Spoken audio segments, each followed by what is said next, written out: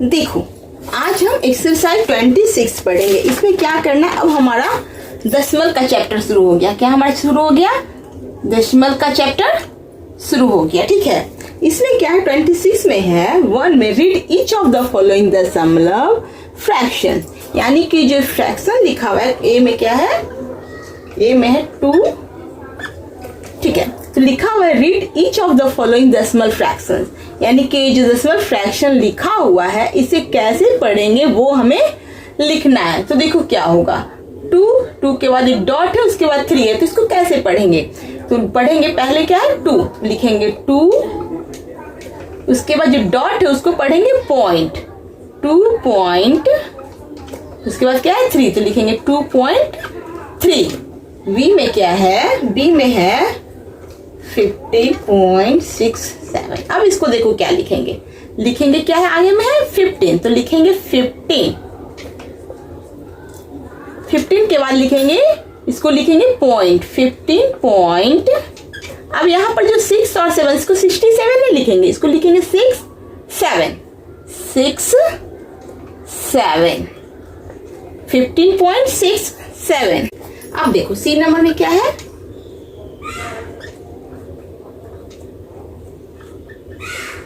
अब देखो इसको क्या लिखेंगे, यहाँ पढ़ेंगे 278, इधर के पहले वाला पढ़ना है, तो क्या 278, तो क्या लिखेंगे 270,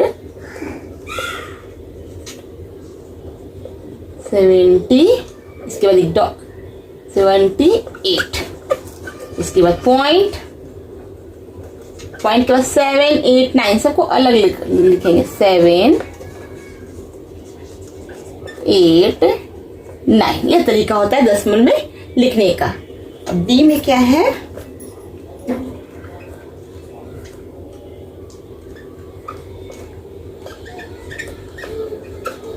अब देखो क्या लिखेंगे, इसके पहले वाला तो क्या हो जा रहा है 1234, जो हम लोग पहले पढ़ चुके हैं 1234 पहले लिखेंगे, तो लिखेंगे 1234।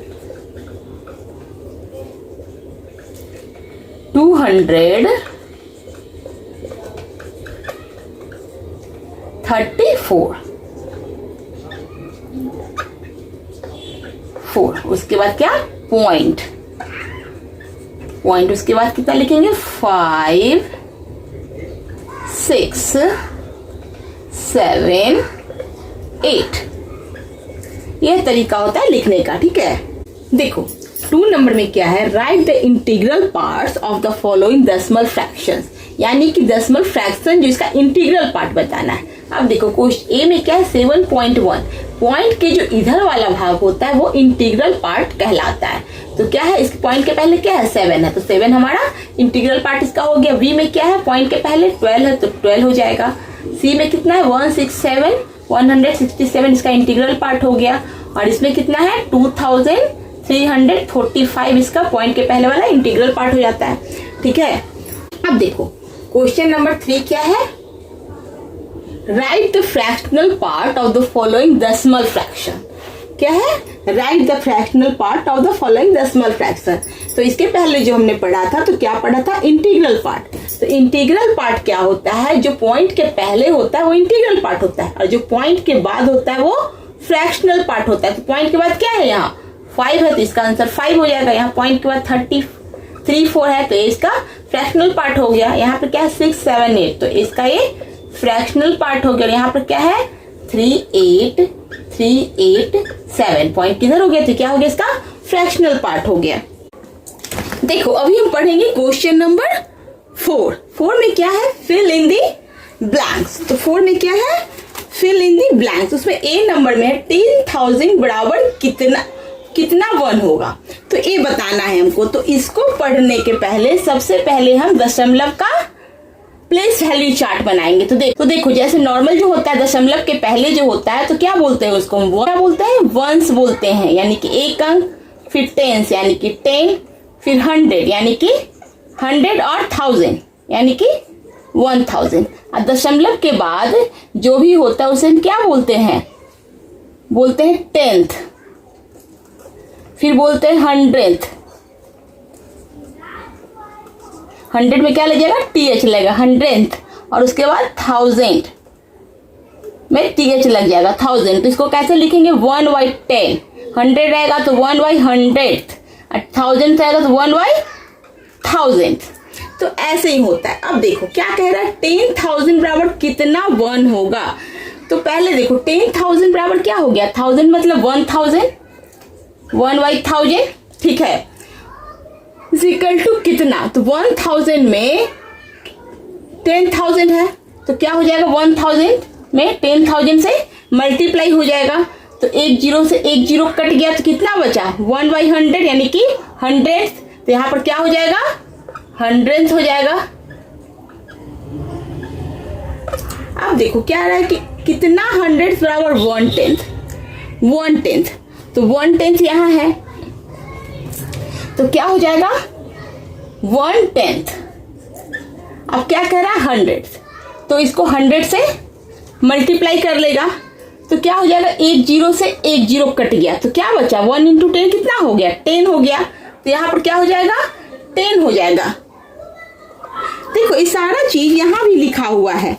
अगर आप पेज पलटोगे बैक जाओगे तो देखोगे कि पेज नंबर 66 जो दशमलव का चैप्टर शुरू होता है उसमें यहाँ पर लिखा हुआ है ऑल्सो 10,000 बराबर 100, 10,100 बराबर 1/10, 10,10 बराबर 1/1, ये सारा लिखा हुआ है, पहले से मेंशन किया हुआ है, बस यहाँ पर इसको समझना है, ठीक है, वो आप लर्न भी कर सकते हो, ठीक है। अब कह रहा है 10 डैश डैश डैश बराबर 1/1 यानी कि क्या होगा। अब देखो यहाँ पर साफ साफ लिखा हुआ है 10 1/1 बराबर 10/10, 10/10 हो जाएगा, 10/10 हो जाएगा। अब देखो कैसे होगा, क्या है 1/1, तो 1/1 किसके दशमलव के बाद तो 1/10 होता है ना, तो इसके बराबर तो यही हो जाएगा ना, तो 1/10 हो जाएगा। अब देखो डी में क्या है 2710 बराबर 2 dash dash dash plus 7 dash dash dash. अब देखो 27 है, क्या है 27, अब 27 क्या है 10th है यानी कि 10th है, ठीक है, तो इधर वाला जो हो जाएगा वो 1 हो जाएगा और इधर वाला हो जाएगा 10th हो जाएगा, क्योंकि दशमलव के बाद ऐसा ही होता है, तो ये 1 का प्लेस वैल्यू हो जाएगा, ये 7 हो जाएगा इसका, तो क्या हो जाएगा 2 1s हो जाएगा और 7 क्या हो जाएगा 10th हो जाएगा, ठीक है। अब ई नंबर में क्या है 500 is equal to dash dash dash दिया है, फिर 10th दिया है, प्लस 10th के बाद प्लस है, फिर डैश डैश डैश देख क्या बना हुआ है, इसे हम इरेज कर दे रहे हैं, क्या हुआ है 100, ठीक है। तो देखो 8500 तो क्या हो गया 8500, ठीक है, तो यहाँ पर इधर वाला तो 10 हो जाएगा और इधर वाला 100 हो जाएगा, तो 8 हो जाएगा हमारा 10th और 5 हो जाएगा 100 हो जाएगा। अब देखो एफ में क्या है 89,000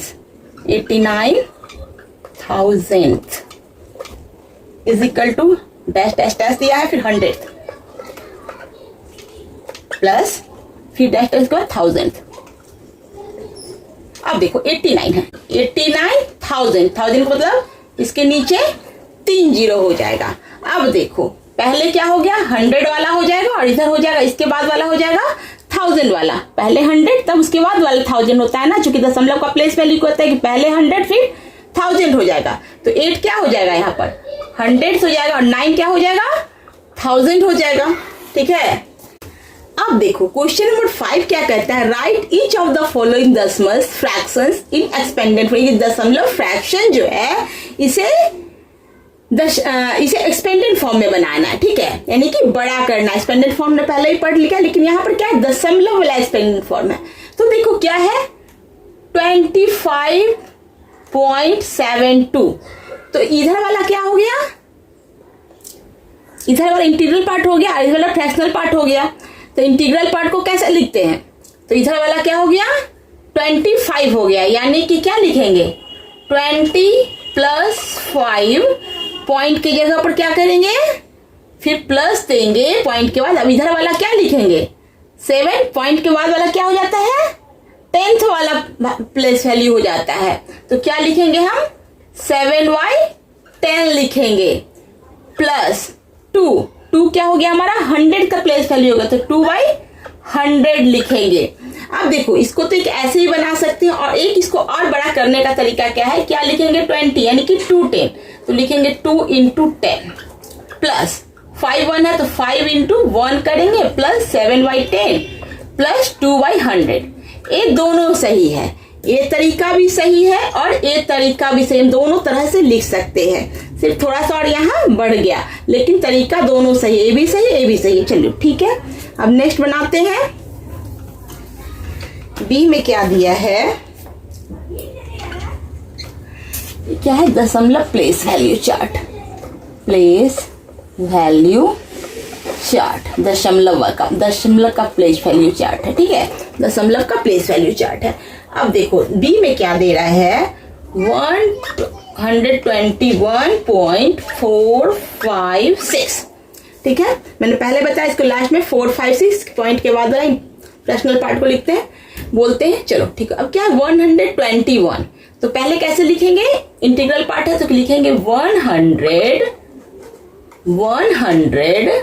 प्लस 20 प्लस 1 प्लस, अब दशमलव के बाद वाला क्या लिखेंगे 4/10 प्लस 5/100 प्लस 6/1000। ठीक है, इसका सी बनाते हैं। सी में है, अब देखो सी में क्या है 3257 तो पहले इधर वाला करते तो क्या लिखेंगे 3000 यानी कि 1000 कितने हैं 3 है तो हम क्या लिख सकते हैं 3000 ऐसे भी लिख सकते हैं प्लस 100 कितने हैं 2 है तो 200 प्लस 50 टेंस कितने हैं 5 तो 5 10 लिख सकते हैं 5 × 10 प्लस 7 × 1।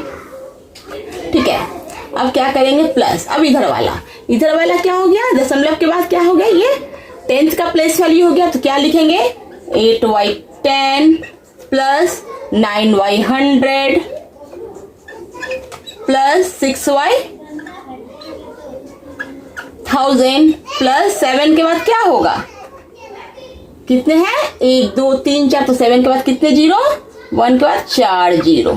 ठीक है, तो इस तरह से एक्सपेंडेंट फॉर्म बनाएंगे। अब देखो 6 में क्या रहा है फिल इन दी ब्लैंक्स। अब सबसे पहले समझो कि दशमलव के इधर वाला क्या होता है 1 10 और 100 होता है और दशमलव के इधर जो हो जाता है वो 10th हो जाता है यानी कि TH लग जाता है 100 TH और 1000 TH लग जाता है यानी कि इधर वाला में TH लग जाता है। अब कह रहा है 36 तो यहाँ पर 36 क्या हुआ 3 10s हो गए ना तो 3 10s और 6 हो गया 1s। अब दशमलव के इधर वाला 9 क्या हो गया वो 10th का प्लेस वैल्यू हो गया, दशमलव के बाद वाला 10th प्लेस तो 9 क्या हो गया तुम्हारा 10th हो गया और 7 क्या हो गया 100th हो गया तो 700th हो गया। अब देखो कह रहा है 412 तो 412 तो 100 क्या हो गया हमारा 4 हो गया 12 क्या 10s क्या हो गया 1 हो गया और 1s क्या हो गया 2 हो गया प्लस। अब क्या कह रहा है कि दशमलव के बाद वाला पहला क्या होता है 10th होता है यानी कि 3 क्या हो गया 10th हो गया, सेकंड होता है 100th यानी कि 5 क्या हो गया 100th हो गया और 6 हो गया हमारा 1000। ठीक है, अब देखो क्वेश्चन नंबर 7 में कह रहा है write as a decimal fraction यानी कि इसे हमें अब दशमलव के फ्रैक्शन में बनाना है। तो देखो क्या है 5 प्लस 4/10 प्लस 2/100। तो देखो पहले तो यहाँ से जो हो गया 4/10 यानी कि 10th वाला जो हो गया वो हमारा दशमलव के बाद है, दशमलव के पहले क्या है 5 है तो हम क्या लिखेंगे 5 दशमलव के बाद क्या हो गया 4 और 2 4 10 और 2 100 यानी कि 5.42। अब क्या है यहाँ पर 67 यानी कि यहाँ इधर वाला क्या हो गया इंटीग्रल पार्ट हो गया तो क्या लिखेंगे 67 पॉइंट, क्योंकि जहां से यहाँ शुरू हो गया 10th वाला वैल्यू वहां से क्या हो गया दशमलव शुरू हो जाता है तो अब क्या हो गया 019। अब देखो यहाँ पर क्या हो गया 0 तो 0 क्या होगा हमारा दशमलव के पहले हो गया क्योंकि यहाँ पर से 2/10 10 शुरू हो गया है तो 0 के बाद क्या लिखेंगे 236 दशमलव 236। अब यहाँ पर क्या है 543, तो ये फ्रैक्शनल पार्ट के पहले क्या है ना, तो 543 लिखेंगे। 543 के बाद दशमलव आ गया। अब क्या बचा 208, 208 ये हो गया हमारा फ्रैक्शनल पार्ट। अब देखो क्या है ई में 6 tens plus 2 ones plus 7 tens. अब देखो क्या है यहाँ पर टेंस है और वंस है। टेंस और वंस क्या हो गया हमारा दशमलव के पहले वाला भाग हो गया, तो क्या हो जाएगा हमारा 62 हो जाएगा।